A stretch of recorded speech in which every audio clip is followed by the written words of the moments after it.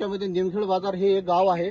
या गावातून अंगणवाडी कॉन्व्हेंट पासून तर 12व्या वर्गापर्यंत विद्यार्थ्यांना या नदीपात्रातून एका कॉलेजवर जाण्यासाठी पर्यायी रस्ता नाही आहे. म्हणून या गावकरी लोकांनी बरेच वेळा संबंधित डिपार्टमेंटला, संबंधित अधिकाऱ्यांना आणि अमरावती जिल्ह्याच्या खासदारांना सुद्धा या विषयाची गेल्या महिन्याभरापासून सतत त्यांना माहिती दिली, परंतु कुठल्याही अधिकाऱ्यांनी या विषयावर दखल घेतलेली नाही आहे. म्हणून या भर पावसाळ्यामध्ये निमखेड बाजारच्या या नागरिकांना ह्या इथं पेंडॉल टाकून उपोषणाला बसावं लागलं आहे.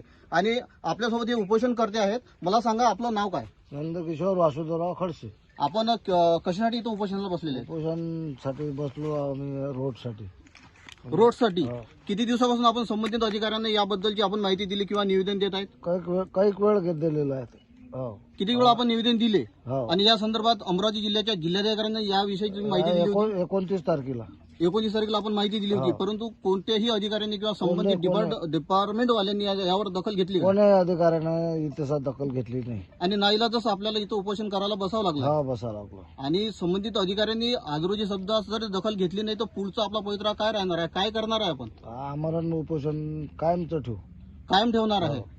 बरं, आपले किती विद्यार्थी, आपले गावचे विद्यार्थी किती, आपल्या या गावाच्या संदर्भात किती गावं येतात? 5 गाव येतात. खिराळा, निमखेड, हिरापूर, सावरपाली, चिंचोना. जवळपास किती विद्यार्थ्यांना या नदीतून या कॉलेजमध्ये किंवा शाळेमध्ये जावं लागते? कमीत कमी 500 विद्यार्थी इथून जाण्या येणं करतात. 500 विद्यार्थी या नदीमधून जाणं येणं करतात. आणि त्यांच्या जीवाला धोका, समजा जर इथून जर आता पूर वगैरे आला तर त्या विद्यार्थ्यांच्या जीवाला धोका निर्माण होऊ शकतो. परंतु तुम्ही निवेदन दिल्यानंतरही कुठल्याही अधिकाऱ्यांनी याच्यावर दखल घेतली नाही. कोणीच आलं नाही.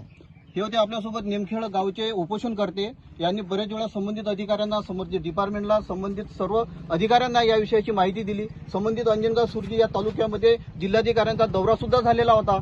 जिल्हाधिकाऱ्यांना सुद्धा या विषयाची या निवेदन आपल्या उपोषणकर्त्यांनी माहिती दिली होती, परंतु कुठल्याही बांधकाम विभागांनी, जिल्हा परिषदवाल्यांनी किंवा बीडीओ असतील, तहसीलदार असतील, अमरावती जिल्ह्याचे कलेक्टर असतील, यांनी सुद्धा या प्रकारची दखल घेतली नाही. उपोषणकर्त्याचं म्हणणं आहे की आमच्या या निवेदनाचं, उपोषणाची दखल घ्यावी.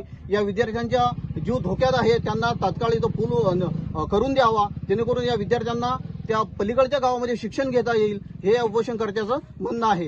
कॅमेरामॅन सुनील भाकरेसह मंगेश इंगळे, न्यूज जी9 महाराष्ट्र, अमरावती.